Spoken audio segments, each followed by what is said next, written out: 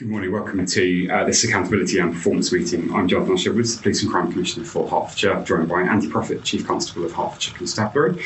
The purpose of these meetings is to help me fulfil my statutory duty to hold the Chief Constable to account on behalf of the public for the performance and work of Hertfordshire Constabulary. These meetings are webcasts for transparency. Members of the public joining are very welcome and hope you find the meetings useful. The webcast is on view-only mode, so there's no ability to ask questions, but you're very welcome.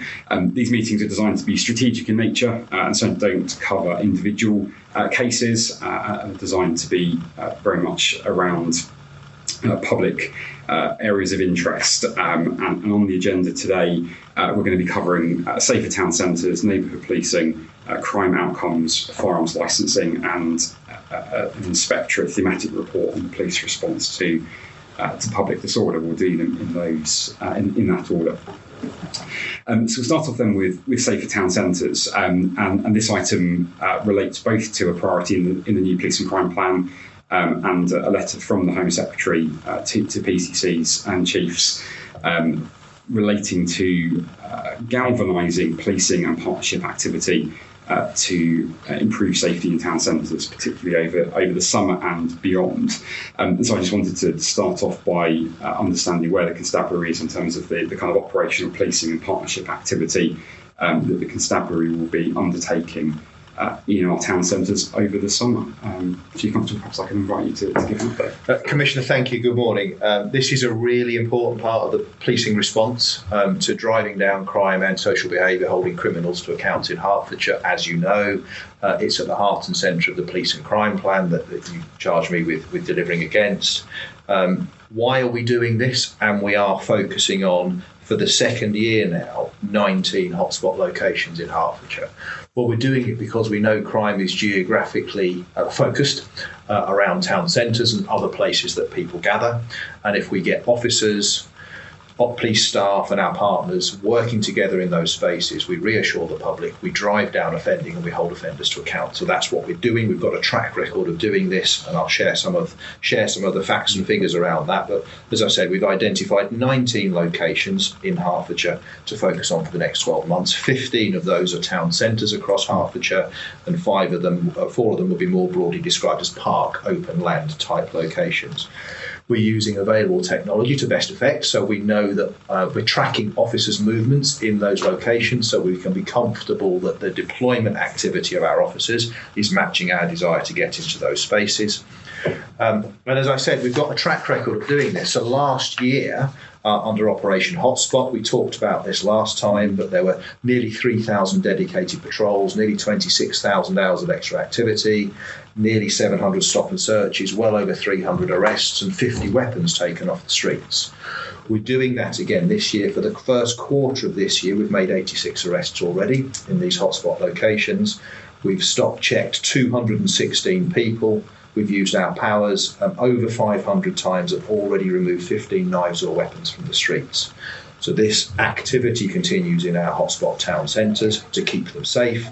And a key part of this is not just the police doing this. We will be leading this from the front, but working with our partners, so the local councils, the local kind of businesses, the retail sector, rural communities, whatever the relevant partnership is that we can bring together and galvanise to get into these places where crime and harm can happen, to drive it down, hold people to account, indeed think about diversionary activity, so get young people, if that's a good example, into youth clubs or into other activities so they're not bored on the high streets causing problems, is what this is all about. We've got a really good strong partnership, a really good track record of doing this. And we are 100% focused on achieving that again through this summer. Thank you. That's very welcome, and pleased to see the first quarter of that hotspot work has got the year off to a good start. And as you alluded to there, the kind of expansion of that work into places like parks is really important. So it's a focus on Casbury Park in Watford, Hartham Common in Hertford, particularly important over the summer when those parks are busier. How will officers be using ASB powers, for example, to address ASB in perhaps park locations and ensure they're safe places for people? So we have made sure through our neighbourhood policing training that our officers know what their powers are, first and foremost. So officers have a range of antisocial behaviour powers, some of which are their own. They can disperse people where they are causing a nuisance or antisocial behaviour. You need to leave this area now or there is a consequence to you. They can issue warnings to people who are causing antisocial behaviour, a community protection warning. So for example, I need you to leave this park location because you're causing alarm and distress to people using the playground, for example. If you don't move, the officer can then issue a notice, and if the individual doesn't move, they become arrestable. So there's an escalating range of powers that officers can use. There are other powers that we can use in conjunction with councils, for example, called public space protection orders, where if we get repeated issues around a high street, for example, or a park, we can work with the local authority and put controlling measures around that location to stop people gathering there in large numbers, or stop people undertaking certain forms of behaviour, for example, aggressive begging in a town centre. So officers will be using all those powers and more, as well as the traditional powers that officers do have. If people commit crime, they can be arrested, shock horror, and they'll be doing that as well. Fantastic, thank you. And we've obviously got the kind of operation hotspot areas, but also for the summer, some other areas identified in town centres, where there'll be some focused activity, but isn't specifically part of that funded operation. How will the constabulary be kind of managing its resources to ensure it can get the right levels of resources into those non-hotspot town centres that are also important to the people living and working there? So absolutely, the hotspots are a focus because that's where the evidence, the crime information, the ASB information takes us, but we're not doing that at the expense of the rest of the constabulary because it's important.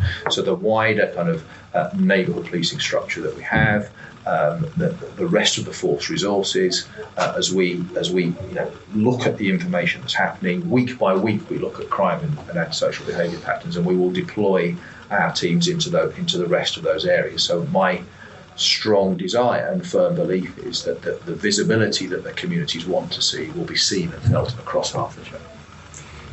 Thank you. And we know that a reasonable proportion of crime in town centres is around retail premises, shoplifting, abuse of retail workers, etc. Not acceptable. Had a retail crime forum last month that allowed some really positive engagement with retailers on what we're doing to tackle retail crime in Hertfordshire, and indeed where we need to kind of strengthen that collaboration. How will the constabulary be using some of that engagement and focusing on retail crime over the summer? Thank you. And retail crime is a really important part of the crime makeup that we're facing as a county. As you say, last month we had a really good meeting with a number of the large retailers that operate in the county to talk about how we share this together. And I emphasise that point together. It's really important. So officers need to be using their powers of arrest or other forms of intervention to deal with shoplifters and violent individuals who threaten shop workers. And there is too much of that happening in Hertfordshire.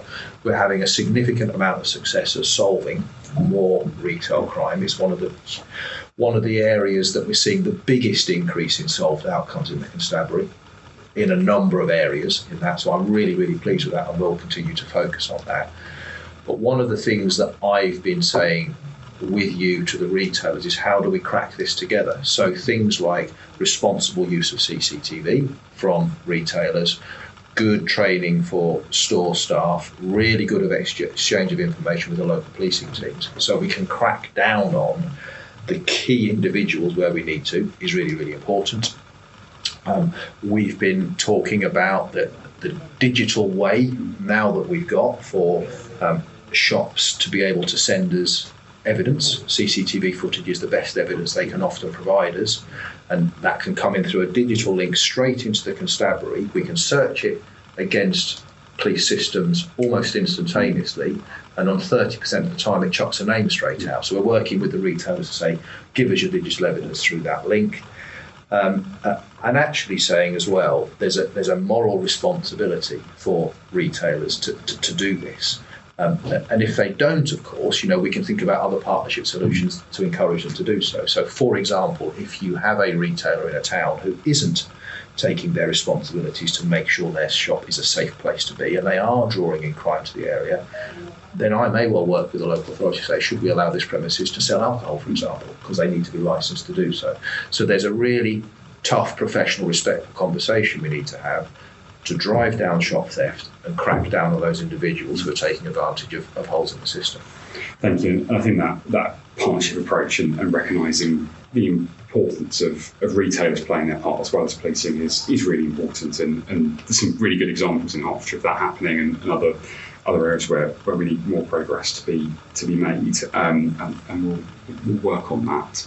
Thank you. Looking forward to seeing how that work goes over the summer, and I think an important one from the public in terms of making sure that the places where people are, particularly during the summer months, are continue to be and are made even safer. Yes.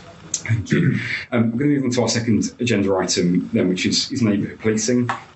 So again, some priorities in the policing crime plan and from government around the strengthening of neighbourhood policing. And a number of areas I wanted to just touch on in terms of updates and progress this morning. So firstly around the uplift in neighbourhood policing. So Hertfordshire's received some funding from government to help put more officers into neighbourhood policing teams, about £3 million this year. How's the uplift of those officers going into those neighbourhood teams going in terms of, you talked at the previous meeting around the plans that the constabulary had, how are they going? Well, we're on course still to deliver that uplift in Q1, so just finished. We have delivered 20 additional officers into neighbourhood policing, and we're on track by Q2, the end of September, to have delivered the rest of the uplift. So the additional staff that we talked about, 55 people, will be in place by the end of Q2. We track that really, really carefully because it's really, really important to deliver it, and we are well on course. Fantastic. That's great. Thank you. And another pillar of the neighbourhood policing work is around the kind of formalisation and consistency of the kind of named contactable officer for every community. What progress has been made there to bring that forward? So this morning I looked at our website, the Hertfordshire single online home website that any members of the public can do through the usual Google search or whatever search engine you choose to, and there are named officers available for all our communities across Hertfordshire. So that's there for members of the public to see, and they're in that section. So if you put your postcode onto single online home, it will bring up your local team, for example, well in Hatfield. Within that, you can see your officers, and there is a Contact My Officer button within that, and you can put your name in there, your postcode, your issue, and that will automatically send your message to the relevant officer in that local team, who will then get back to you within 72 hours at the latest. So it's up and running, and it's there for the public to use. Fantastic. And I was going to, you sort of brought me on a little bit there to the kind of expectations of that, because it's all about what those officers are able to do in those communities, as much as it being kind of a list on a website. What are your key expectations of those named contactable officers in terms of their communication to the public? Talk there around kind of response, but also the kind of wider engagement, particularly into sort of key people in civic society. Well, I think what I would like this to be is that kind of final piece in the jigsaw where communities go, I really do know that my local team understand my priorities. And by the way, they're on the website as well. So each of our neighbourhood teams under crime and priority says, for the next month, we are going to be focusing on these issues. But members of the public and members of the wider kind of community safety partnership arena say, we really do know how to get hold of our local officer to talk about a local issue, where it wasn't the sort of issue where we needed to ring 999 or 101 or report a crime, but we just had a concern or a question or an inquiry. So that really embeds that in. And one of the key tests for me, Commissioner, is going to be, and I'm tracking this really carefully with my team, is that the public say to us, no, we did get in touch with you and you did come back to us in 72 hours and it was a good quality answer. And I want to continue to use this service, because if it doesn't work, then it's been a waste of time. and that's not what I want. Yeah.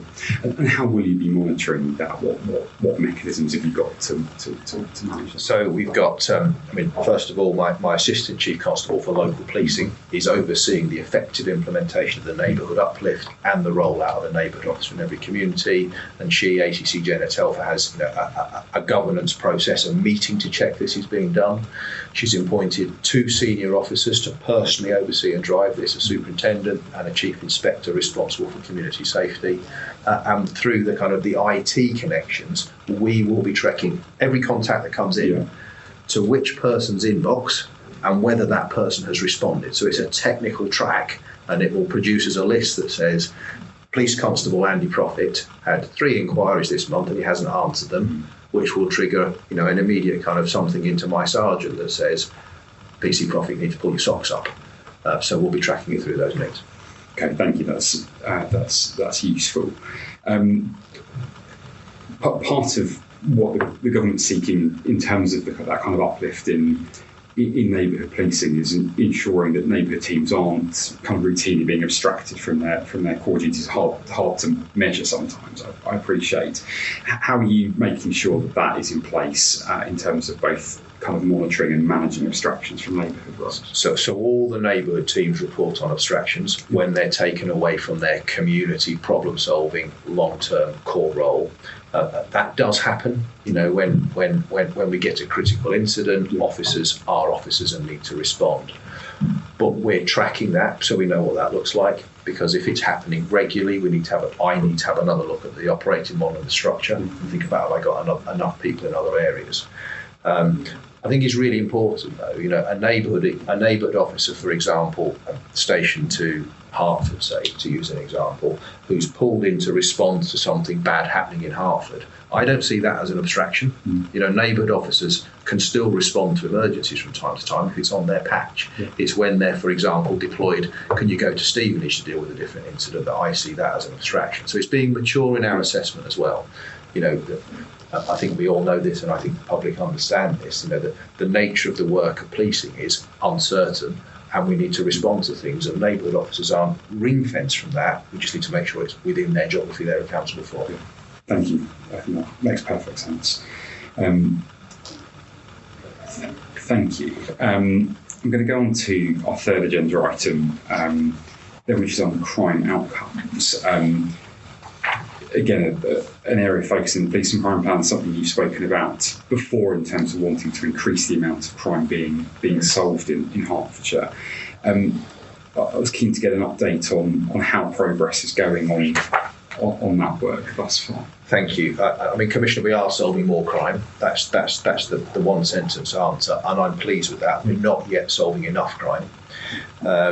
So I'll throw some numbers at you now, but just to give it some context. The rolling 12 months through to May, Hertfordshire Constabulary solved only 12% of recorded crime. It's not entirely a figure that we could be proud of, but it probably puts us kind of mid to the lower third nationally by comparison. The last 3 months, and we're really picking this up, we solved 13.6% of crime, and in June just gone we solved 14.5% of crime. So the trajectory is of increasing outcomes. To put that in a different way, since January this year we've solved 30% more crime than the same period last year. We're doing that by focusing on not just arrests, they're important, but how we use what we call in policing out-of-court disposals, so warnings, informal cautions, nipping things in the bud. And we're seeing a huge increase in that kind of activity, entirely consistent with early prevention and our neighbourhood policing approach. I've set the constabulary a really clear aim in the mission, the objective for the force: prevent crime and harm, arrest criminals and solve crime, help the vulnerable. A key measure of success for me, we're going to do some slight reorganisation in September, bringing some extra investment into local policing and some of our crime fighting capabilities. Going to be, are we solving more crime? Are more burglars, more car thieves, more street robbers, more drug dealers, more violent offenders, more sexual predators being arrested and put before the courts? We will do that. And to give you some context around this, 12% to about 14.5% next month. I've set the organisation, I want to push us up to kind of 15, 17, 20%. If we get to that sort of level, we'll probably be close to the best force in the country, which in some ways I feel slightly conscious about saying. So if we solve 1 in 5 crimes, we're probably the best force in the country. But that's where I want us to be. And month on month, period on period, I want to see more crime being solved because it's what we're here to do.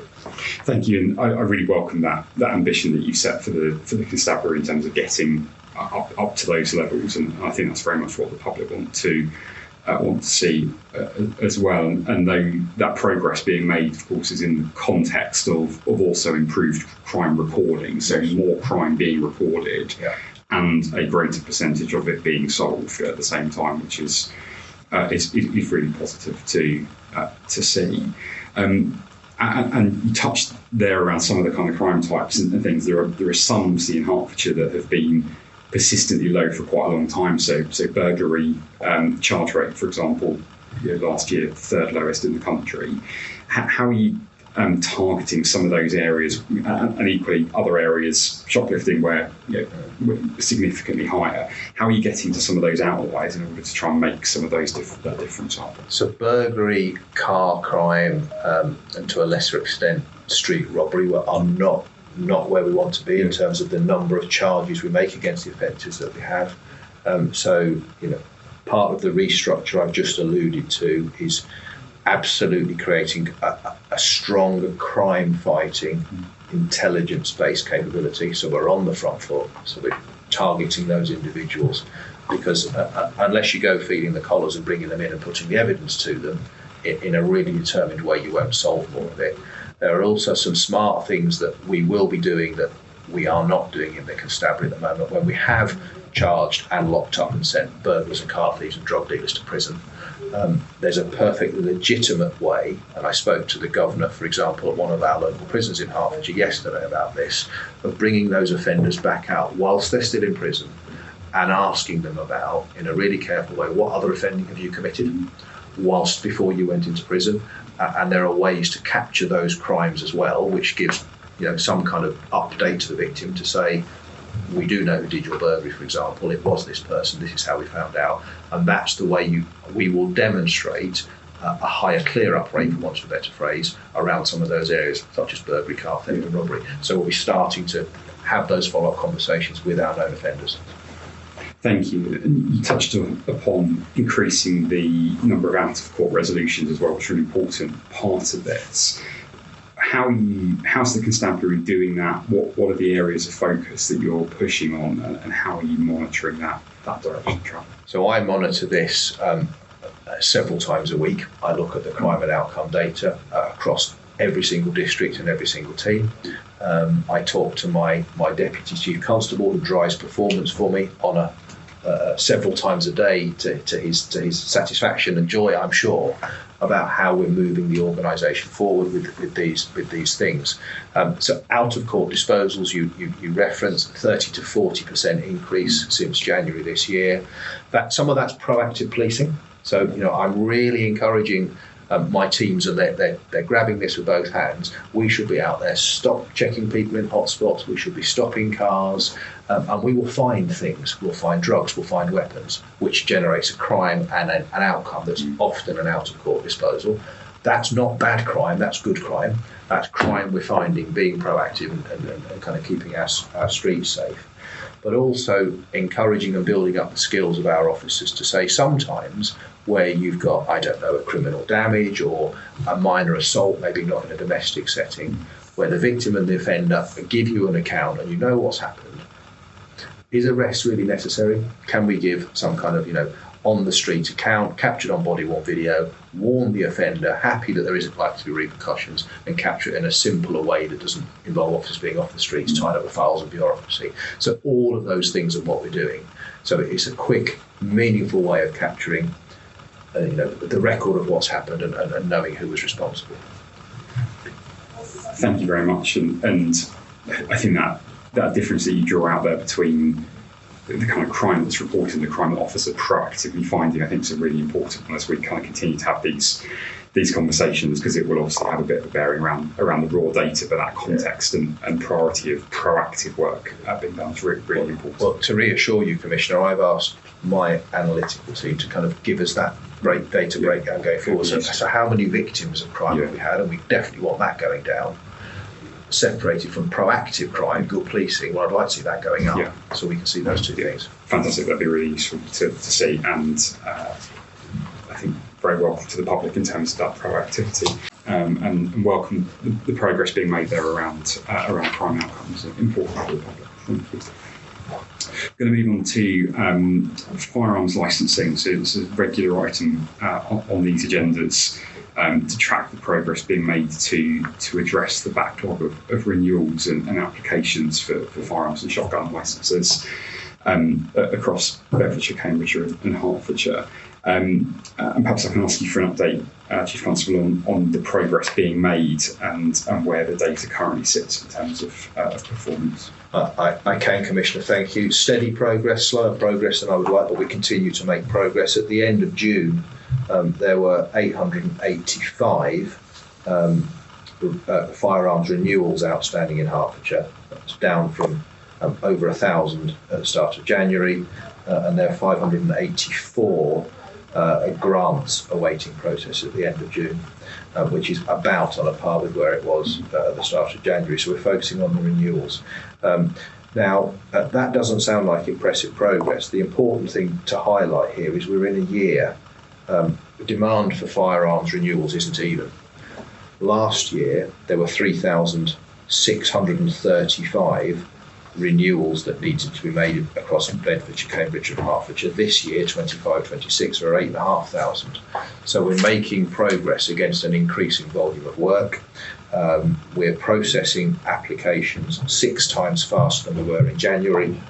The average processing time is now down to about 100 days for renewals, which is significantly better, but still too long. We're working incredibly hard to get the technology in place to streamline the searching and prior to the assessment. We haven't cracked that yet. That's a frustration. We're still working to get that cracked. The other thing I think it's important to say here is that in Hertfordshire, I put 18 additional officers and staff into firearms licensing, into the shared team with Bedfordshire and Cambridgeshire. Bedfordshire and Cambridgeshire haven't put that many people in. Bedfordshire's put 1 additional member of staff, in Cambridgeshire 3 next week, because we've been waiting for this technological solution to manifest itself that hasn't. So next week, those Hertfordshire officers I put in and staff will be focusing on Hertfordshire renewals and grants only, which will give the residents of Hertfordshire the next performance uplift they would expect me to deliver for them. So it's steady progress, Commissioner. We haven't cracked it yet, but it is a really clear focus for me, and I know it's a really clear focus for the people who are waiting for their firearms licence to be renewed. Thank you, and certainly some solid progress there in terms of the processing time, so around 100 days average. That's almost halved from where it was at the beginning of the year on renewals. So that is certainly a positive direction of travel.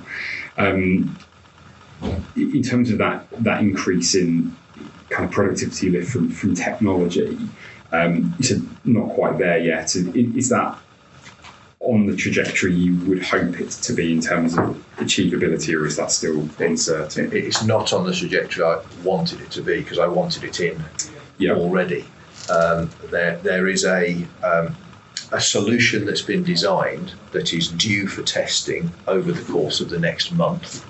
And the testing regime is going to be 300 cases are going to be put through that we know the outcome from the full search to check that the expedited technological search gives the same suggests the same correct conclusion to the decision maker. Because, and I know you and the public would understand this, I don't want to introduce something that's quicker that means I leave a firearm or give a firearm to the wrong person for very obvious reasons. So over the next month, I hope that technological solution gives us the next efficiency gain we want. But in the meantime, I'm going to shift the focus of the additional staff onto Hertfordshire cases, and we will continue to make progress. This is, of course, in the context of the 5-year cycle of renewals. This year is the highest peak. Yeah. So we're working really hard just to stand still, never mind make progress against the backlog. Thank you, and welcome that shifting of those additional Hertfordshire resources to the Hertfordshire only cases. I think that's positive, and hopefully our colleagues in beds and camps will do likewise. Kind of a big picture level, when we talked about this earlier in January, kind of your goal was to kind of broadly clear the backlog sort of by the autumn. How reliant do you feel you are now on that technology uplift, or rather that shifting of those additional Hertfordshire resources to the Hertfordshire only cases? Is that going to keep you on track? I think we need both to come online. To be frank, I think that the shifting of the resource to the Hertfordshire cases we'll see.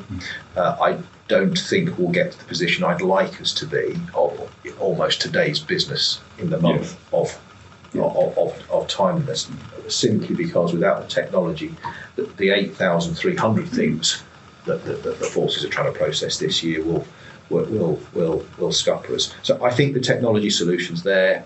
The other piece that I'm looking at is with the team is kind of continuing to look at the working arrangements. So the firearms licensing team has some agile working arrangements. The core office is, because it's a collaborated function, is in Monkswood, a place in Cambridgeshire. So again, in terms of grabbing this for Hertfordshire and the public of Hertfordshire, looking at whether actually there's some tweaks to that operating model that might bring a little bit of the work a little bit closer to some of the support and oversight in Hertfordshire. Sure. Okay, thank you very much for that update. I dare say we'll come back to it in a future meeting, but pleasing to see the progress being made, notwithstanding some of the challenges around this year being a busy year. I think to have kind of halved the number of days processing time for renewals over a matter of months is certainly a really positive step. Thank you. Thank you. I'm going to go on to public order, and so this relates to a thematic report that the Police Inspectorate published over recent months in 2 tranches, partially kind of looking at policing's response to disorder following the events of last summer, but also kind of broader policing response. Isn't a report specifically focused on Hertfordshire as a national piece of work that has a range of recommendations for all police forces.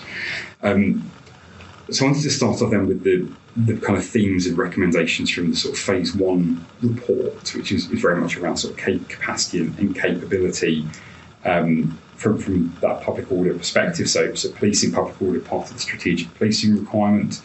And so to start off with, how does Hertfordshire assess, which is a county that doesn't, touch wood, have significant public disorder issues, how does the constabulary assess capacity and capability to respond to public order requirements? Thank you, Commissioner. It's an important area of business. So public order and public safety, the officers who deal with large-scale public events, football, tensions and disorder, and physical disorder in communities when that happens, it is a capability that's considered and planned as a collaboration with Bedfordshire and Cambridgeshire. And there is an annual risk assessment process that says, well, what are the threats that are happening in Hertfordshire, Cambridgeshire and Bedfordshire, and therefore what resource do we need to manage that? And there aren't that many, let's be frank. As you're rightly saying, in Hertfordshire we have a couple of football clubs, the mighty Watford and Stevenage, that sometimes need a little bit of policing support. But actually, touch wood, there isn't a huge amount beyond a few music festivals or some specialist pieces of work that regularly drive the need for them to put riot officers, for want of a better phrase, on the streets of Hertfordshire. Thank goodness, and long may that continue. However, So we look at that. We look at that in terms of local threat. However, we also need to recognise that Hertfordshire is part of the wider national strategic policing requirement. Sometimes things erupt and develop, as we saw very sadly last year, where policing needs to mobilise across the country. And every force is committed to doing that. So Hertfordshire has a commitment of 125 officers to a national mobilisation, if it all ultimately is required. And to commit to doing that, sending 125 officers to wherever they need to go, we train 250 officers, because you can't guarantee those 125 officers are all on duty. So that's all carefully managed and thought through, and those officers are spread about the whole of the constabulary, and they're regularly trained to deliver that. But the short answer to your question is, we look at this locally, we look at our national requirement, and we check we're in the right place every single year. Thank you. In terms of that mobilisation, then, one of the things the inspectorate comments on and makes some recommendations on is around the kind of speed and coordination of that mobilisation. My reflection from last year is that Hertfordshire kind of offer those officers up pretty quickly in terms of the national mobilisation. But are you satisfied with when that call comes that you can mobilise those officers in the required timescales? Yes, I am. There is there's a process to mobilise, to move our people locally within Hertfordshire if we need to, within the region, the eastern region, and nationally. And there are timescales that we have to meet. So within 1 hour, we have to get 10% of our capability, and it escalates up to 100% of the capability. That said, the 125 officers. We practice and we test these things. So there are mobilisation exercises. So Hertfordshire is ready to do this. When that day happens, and sadly it will at some point, this is not an easy thing to do, but we're ready and we're trained and we can do it, and we will. Thank you. And the report also makes some recommendations around wellbeing support for officers involved in public order duties. It kind of talks about being inconsistent nationally, both in terms of the risk to officers when dealing with the most severe kind of public order issues nationally, but also just some of that really straightforward welfare support when they're perhaps sitting around waiting for deployment. How do you manage that welfare support for Hertfordshire officers when they're either deployed or kind of waiting in that kind of mobilisation process? Thank you. So, I mean, first and foremost, this is really important to me. When we deploy any major or significant group of officers, such as in a public order situation, we have what we call a command structure wrapped around it. So there'll be the senior officer running it, the gold commander, a silver and a bronze. So there's tiered command structures within there. And one of the core functions they have, and they all know this, is yes, you've got to do the policing delivery. We've got to look after our people doing it. So, are they being fed and watered? Practical things like, if it's a hot day, have they got headwear? Have they got sun cream? Have they got the right place to stay? That doesn't always work, so because officers should, have to be able to sleep and be comfortable in that. Are there mobile kind of facilities going around to keep them fed and watered through the day if they're deployed out, on long duties, dealing with tension or disorder? So all of those things are built into the command training, and we have ways of making sure they happen. And we've also importantly, we've got a really good kind of culture of feeding back. So where we don't get it perfectly, we understand it and we learn and reflect. The most recent example of a bigger public order deployment in Hertfordshire was the Watford Luton game in February. And that was a fairly significant pre-planned public order deployment, over 200 officers and staff. So officers were taken to a specific briefing location, provided with breakfast, good briefings, food and water for the day were provided to them. And within that command structure I talked about, there was a wellbeing van going round, making sure that supervisors were kept up to speed with kit and rations and everything officers needed. So it's built into the planning. So officers are and feel looked after. Thank you. Reassuring to hear. Thank you. The phase 2 report then touches more kind of broadly on some of the kind of underlying causes and intelligence capabilities sitting behind some of these issues, where particularly focused on the disorder last year. reflected on significant amounts of kind of online misinformation. Indeed, actually in Hertfordshire, there was a fair amount of it in terms of whether things were or weren't going to happen in particular towns when actually there was no real evidence of any risk. And the Inspectorate makes some commentary and some recommendations around how policing kind of works from an intelligence and monitoring perspective to understand the risks of what's happening online and how that might translate into a public order situation. How does the constabulary seek to understand and respond to that kind of online chatter, information, misinformation sometimes, and judge whether that's likely to pose a risk to people in Hertfordshire? It's a really key part of policing in the modern world, because we know how fast social media moves and how a story can become viral and generate its own activity. So it's absolutely critical. And we've got a number of ways that we do this. So that we have a process called, it's a bit of a mouthful, community tension and impact assessment, which basically means that, within our public order intelligence gathering capability, we're always looking for what those flashpoints might be.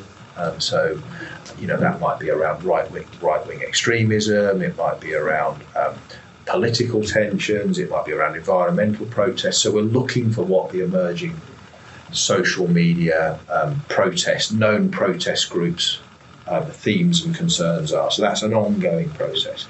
And that is reinforced with our neighbourhood policing team structure that we talked about earlier. So our neighbourhood policing teams, knowing who their local key individuals are, who may have a particular issue or a particular matter that's important to them. So it's another kind of way of kind of gathering that community intelligence. We do lots of surveys, not just through the neighbourhood policing teams, but through Hearts Connected, through the corporate communications, through our community meetings to say, well, how does Hertfordshire feel? What does it feel like in Harpenden? What does it feel like in towns and villages around the county, and how are we pulling that information together? And all of this information then ultimately comes through to our intelligence department to assess where we think that the constabulary is and the county is in terms of community tension and community monitoring. And if and when we get a flashpoint, obviously we can turn the dial right up on that. There are also capabilities we can bring in the technology space to help us understand what activity is happening, what social media content is happening on kind of keyword type searches, and it can feed information through to us. So all of those capabilities are employed. I think the final thing to say is this is really difficult stuff. It's probably almost impossible to be completely on top of what everybody's thinking or writing, but we are increasingly mature doing it. Thank you. And you referred to that, the kind of neighbourhood policing focus being a key part of that in terms of that picking up of things in communities. Kind of almost before that stage, what insights and learning is shared with officers in those communities to help them understand and recognise perhaps signs of tension or extremism or division in communities? So I mean, lots of things. I mean, our neighbourhood policing teams, as you say, are not just the eyes and ears. They also need to be armed with the information to understand the context behind it. So every time we have any kind of issue in Hertfordshire, we make sure that's fed back into the neighbourhood policing team, so they understand what that might be. I'm trying to think. So, for example, had we had a football game where there was lots of tension, unfortunately we didn't, we'd make sure those local neighbourhood teams in Watford, if there was increasing tension, are aware of that, so they can monitor those type of things. We also provide regular inputs to our neighbourhood officers around, patterns, tensions, intelligence. So they're on top of it, and they're really kind of as alive as they can be to what may or may not be happening. Thank you. And my final question on this is: there's obviously an important role that you've described in terms of understanding what's happening in communities and kind of getting that information in. But there's also an important role for policing, as there is for other public services, in terms of actually getting messaging out, in terms of reassurance and trying to avoid that kind of vacuum. How do you see the role of the kind of comms team in Hertfordshire in terms of contributing to that messaging and trying to avoid some of those vacuums and misinformation in the first place? It's critical. Pushing out messages formally from Hertfordshire Constabulary, saying this is what Hertfordshire Constabulary is saying, and making sure that message is clear, concise, and gets to the places it needs to get. So not just through our channels, and there's good reach on the Hertfordshire Facebook, the Hertfordshire X, our social media feeds, but making sure that's tied in with other trusted, respected media channels, local authorities, other local businesses, so we amplify the message is really key. And it was one of the key lessons from the tensions of last summer. The places like Hertfordshire and my previous organisation did well at avoiding misinformation because they were so proactive at saying, no, that's not the case, this is the information, and really pushing that out. So it's absolutely key that corporate comms are all over that.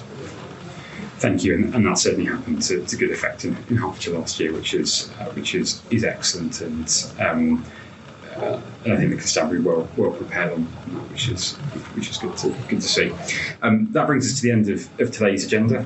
Thank you, Chief Constable, and thank you to members of the public who've joined us. Our next APM will be during August, and feel free to join us then. But I hope members of the public joining have found it useful. I'll close the meeting there. Thank you.